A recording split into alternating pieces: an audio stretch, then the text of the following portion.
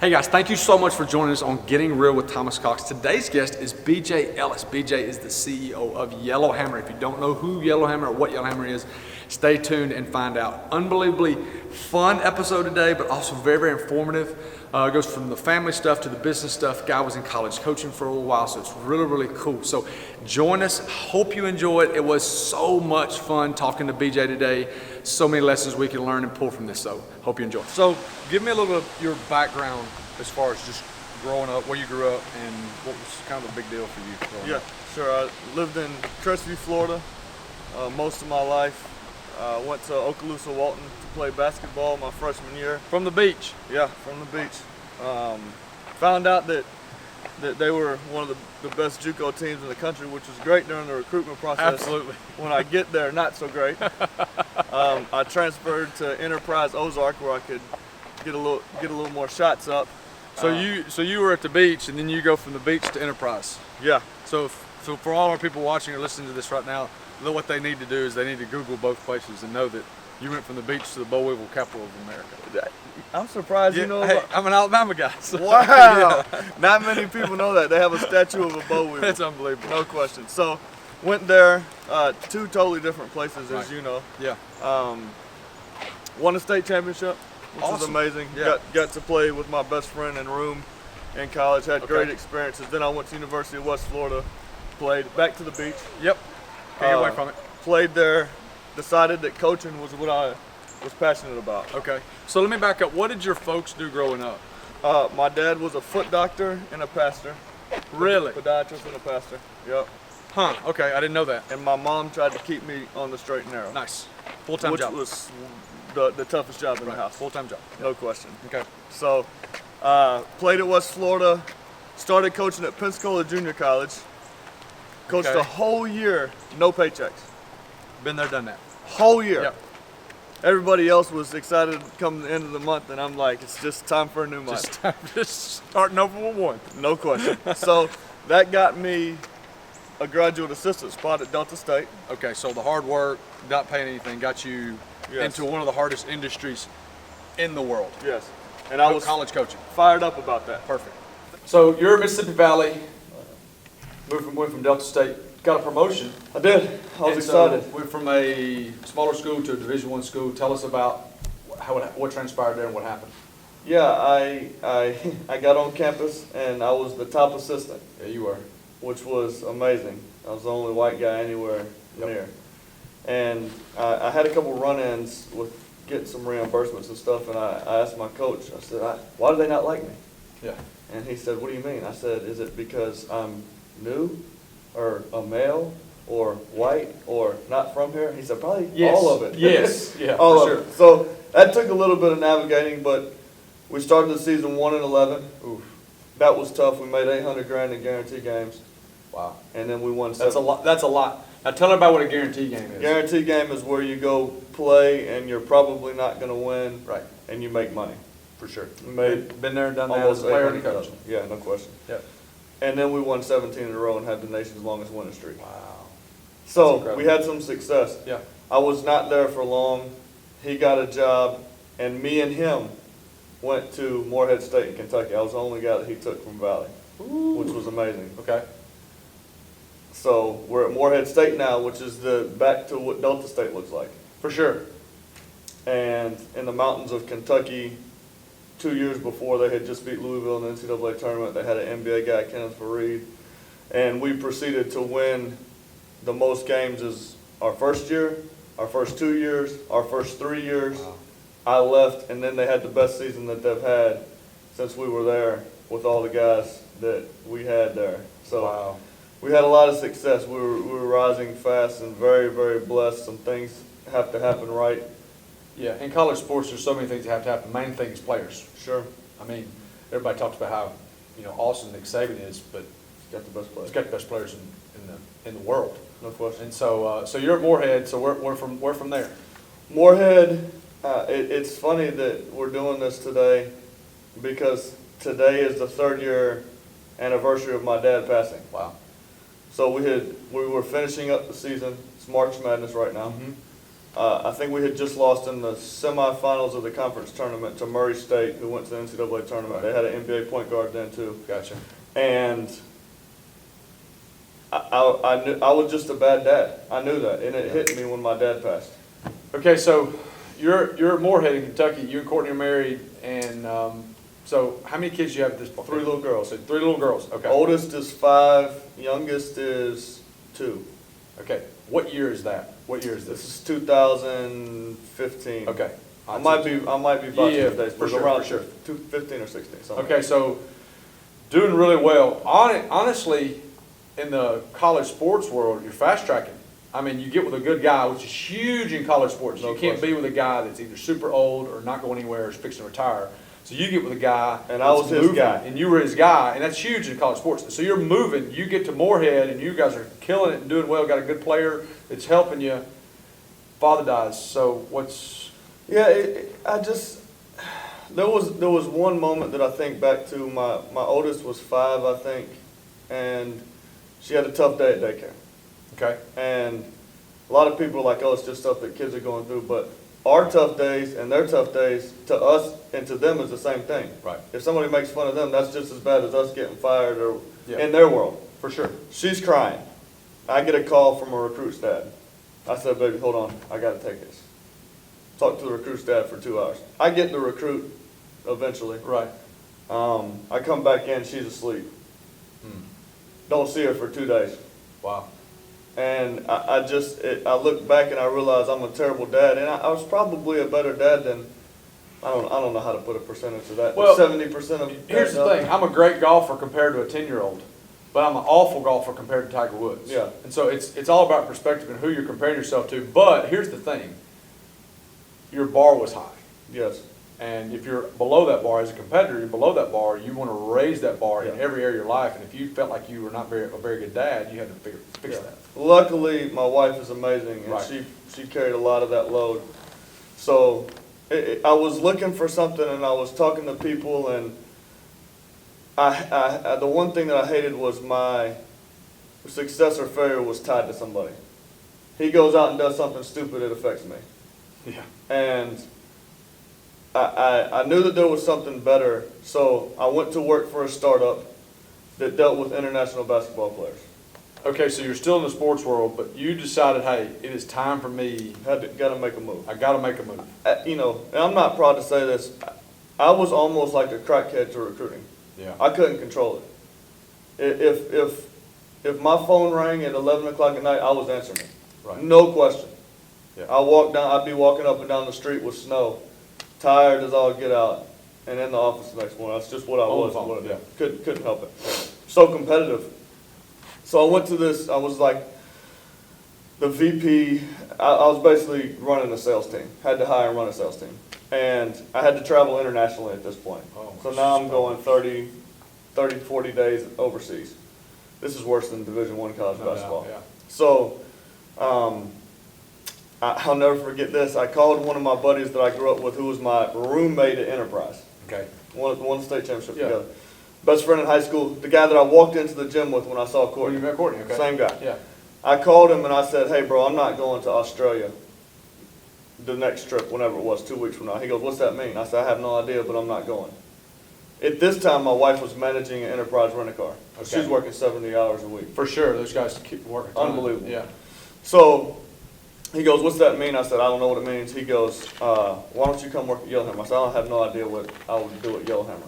And he goes, just come build relationships. Where are you living? I'm in Elizabethtown, Kentucky, 2 hours from Moorhead. Okay, so 2 hours from Moorhead, working for this company where Yeah. you're traveling a bunch, 6 months in. 6 months in, and who's your buddy who calls you? Cliff Sims. Cliff Sims. Okay, so Cliff calls and says something about Yellowhammer. Yeah, which I had kept track of because he was my best friend. Because of Cliff. Okay. But I had no idea what I would do there. I can't write. Okay. Lord knows. Right. I mean, you both. I was a JUCO guy. Yeah, exactly. They're in JUCO for a reason. No question. Yeah. And I don't keep up with politics at all. Probably vote a certain way because of The way you're raised. right. Not many of us in the sports world keep up with politics simply because it's too much. I mean, it's hard to watch ESPN and watch CNN. No or Fox question. Sports or whatever, or Fox or whatever. No question. Okay. So I said, why don't you send me something over? He sends it over, and it was almost identical to what I was making, but with a much higher upside. Okay. I talked to my wife. I didn't even get the sentence out. I said, do you want to move to Burton? And she said yes. Absolutely. We were not dialed in spiritually at that point in our life. Okay. Tough deal. She was busy. I was busy. We were at each other's necks, two competitive people. Right. Some tough times in Elizabethtown. And so I said, do you want to move to, and I don't even think she heard where I said, yeah. So we moved to Birmingham. I'm doing business development, which is basically sales. Yeah. Okay. So I don't know anybody. For Yellowhammer. For Yellowhammer. Come Okay. down here. 4 months in, my buddy calls me and he goes, hey, I'm going to work for Trump's campaign. You think you can hold it down for 2 months? Hold it down means. Take care of things while I'm gone. Okay, so Cliff kind of borderline hires you as his right-hand man, but also to do some development stuff. So as he hires you as his right-hand man, you're kind of seeing the inner workings of the business. So Sure. only after 4 months. So 12 months ago, you're recruiting and coaching college basketball. Yeah, oh, yeah. And then so now you're building relationships and quasi-sales guy for Yellowhammer. Yeah. And give me the 15-second version of what Yellowhammer is. It's a news media outlet. Okay. We have a website that did 28 million clicks last year. Okay. We have a radio news network that's on 35 different stations in the state of Alabama that does top and bottom hour news. We do events. We have a TV show. We do podcasts. Gotcha. Just everything Alabama under one roof. Okay, perfect. Yeah. So Cliff says, I'm going to work for President or Donald Trump On the campaign. on the campaign. It's only 2 months left in the campaign. Oh, wow. Okay. Can you hold it down? So he goes and says, hey, take over. I said, you know what? I can hold it down if you'll answer the phone. Absolutely. So he answered the phone and I held it down. Okay. Trump gets elected. Okay. Hey, bud, I'm going to go work on this transition team. Can you hold it down for 2 months? Absolutely. Worked well last time. We'll figure it out. 4 months in. Inauguration day, he sells the company. Wow. Got a new owner. That's January of 17. Okay. And God was faithful. At this point, we're dialed in. Relationship's better than it's Right. ever been. And certainly not perfect, but way better than what it had ever been before. And the new owner kept me, Wow. which is rare. I thought he was Very going to much bring so. one of his guys in. Yeah, for sure. And we had a great year. But in September of that year, he sold the company. So now I'm on the third owner, Wow. and they were gracious enough and had seen enough that they kept me around, and I'm thankful for that opportunity. And we've been rocking and rolling ever since. We had the best year we had in 17, and we've had a better year in 18. Which is, here's the thing, that in business, because I had a buddy, one of my best friends in the world, who was a farmer rep or a sales guy, and he was with 4 different companies in the span of like 19 months Mhm. because the company sold, they got rid of people and all that stuff. So it's really kind of crazy that you stayed in. You got to stay in. I think that's a testament to who you are. So Testament to grace. Absolutely. So let me ask you this. So I know the world you came from. A lot of people don't know the world you came from. How did coaching college basketball prepare you for business? Because you are in the throes of business. Because as the CEO of Yellowhammer, you're borderline a business owner. Even though you don't own the company, you're running the thing, and your income is based off of production and all the things that come with the business. How did college basketball, coaching college sports, prepare you to do that? Because you're on paper, bro. You are as unprepared as anybody to run a multi-million-dollar I company. was so unprepared. Right. I'll tell you how unprepared I was. When Cliff was working for Trump's campaign, I texted him. Uh-huh. And I said, hey man, just got a deal done for us. Really excited about it. He goes, cool, who's it with? I said, with some PAC. Yeah. P-A-C-T. I didn't know that a PAC, P-A-C, Political Action Committee, was not called a pact. I thought they were making a pact to elect somebody. And he goes, 1, that's great. Yeah. Congratulations on the deal. That's going to be good for us. Yeah. But 2, it's a PAC, not a pact. Nice. Added a T on there. 3, who did I leave to run my company while I was gone? That's on the message. So don't worry, we got the deal That's on done. the message. That needs to be screenshotted and put in your house somewhere. So unprepared, but in college athletics, which college taught me, you just have to figure things out. If there's a problem, here's how we're going to address it. Right. Here's how we're going to fix it. If that doesn't work, then we're going to do this. And it's about figuring out problems, and it's very eerily similar from what I was doing to what I'm doing now. And I don't know how your journey has been, but I'm not recruiting kids from the toughest neighborhoods in the country anymore. Right. I'm dealing with, people that are very well off and are doing good for themselves. For sure. But at the same time, I'm trying to help other people. So when I was recruiting, I was trying to provide an opportunity for a kid to change his life. Right. Now I'm trying to provide an opportunity for a business owner to change their life, for one of my employees to change his life. Right. So I think it all goes back to just serving people and figuring out problems. Absolutely. So I think serving people is the biggest thing, is because, the old saying, if you help enough people get what they want, you have as much as you want. And I think the fact that you could transition from recruiting a kid out of the inner city of Houston to come to the Delta of Mississippi, that now you're recruiting people that have multiple $1 million bank accounts to do business with you guys. I think that's amazing. So transition out of college, I think that one thing that you pointed out that I think is huge is what we try to teach our kids, and my wife and I try to stress, is problem solving. Mm-hmm. Jackie got on me the other day, I said, we got something going on, how can I figure this out? She said, don't be coming up with no problems unless you got a solution.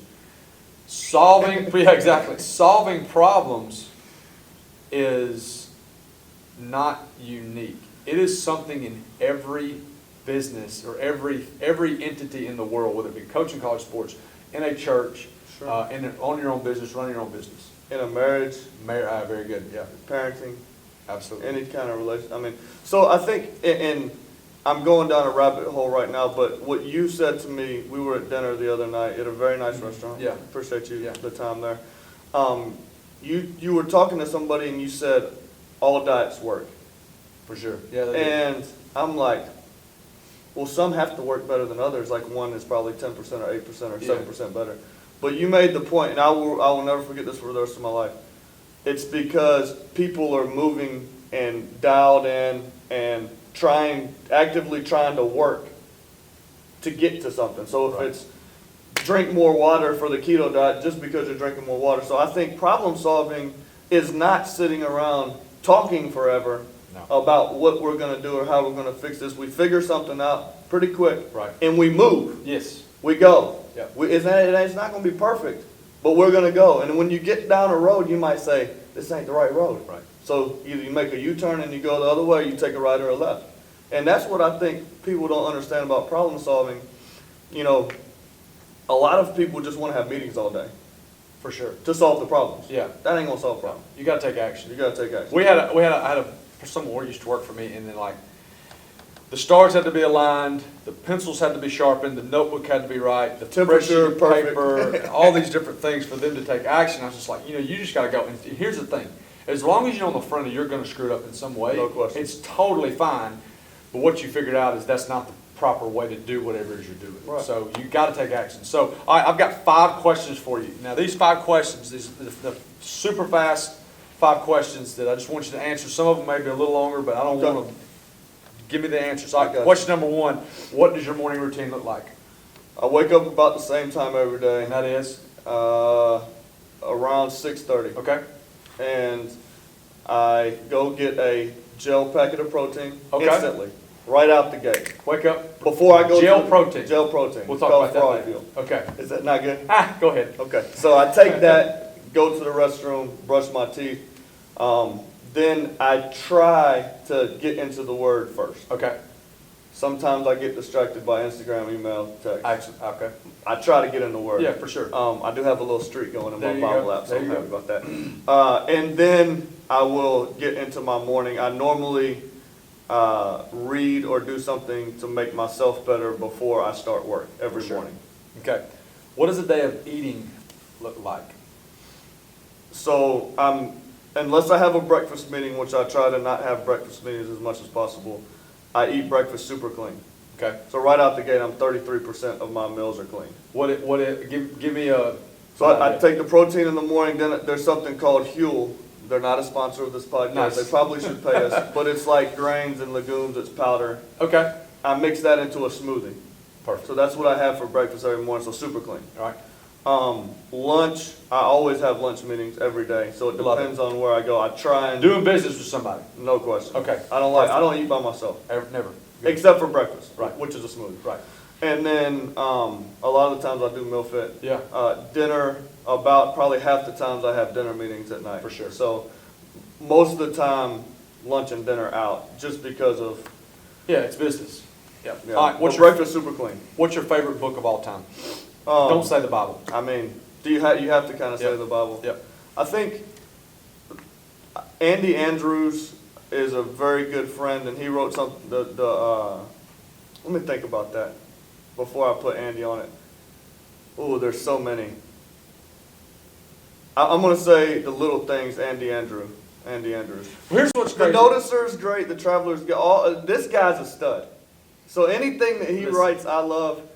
But I think it's the Traveler's Gift is a good one. I'm gonna have to go with the Traveler's Gift. So, okay, so everybody needs to know this was totally unprompted. You had no idea this question was being asked, and I doubt that you've seen the video that I did however long ago about my number one favorite book for me is Traveler's Gift. Hands down, documented, look it up, Traveler's Gift. Andy Andrews is a stud. He's wonderful.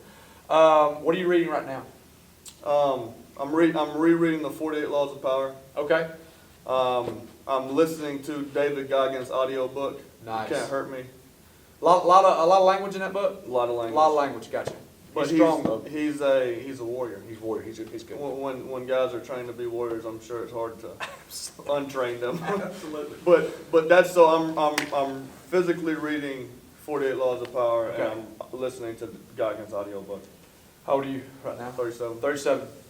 If you could go back and tell your 20-year-old self something, what would you tell him? I would tell him to enjoy the journey more. And I think I've done a good job of that the past couple of years. Certainly not perfect. But when I was at Pensacola Junior College not getting paid, I was so excited to get to the next chapters. I didn't enjoy what happened at Pensacola. When I was at Delta State, my AD is now the AD at Troy, and we were talking the other day, and we were like, you remember the days at Delta State when we thought we were busy? Yeah. But we could sit there and hang out every night. Okay.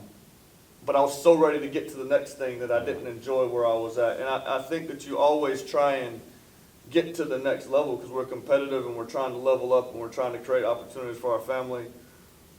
But if you don't enjoy where you're at some point in life you're going to look back and say, what is all this worth? Because I was just trying to get to the next chapter. It would be like reading a book and just skimming because you want to get to the next chapter so bad instead of soaking up where you're at and what's going on. Perfect. Awesome. Hey, appreciate you so much, my man. Thank you Hey, for having me. BJ is an amazing man of God, wonderful family man, and also a really, really good businessman that transitioned from the college basketball lifestyle. So, hey, thank you so much for watching with us and listening to us. We've had a wonderful time, wonderful conversation here today. Any questions at all, please email us info@mealfit.co. If you have a guest that you'd like for us to see and talk to and you'd like to know more about, please let us know info@mealfit.co. Thank you so much, guys.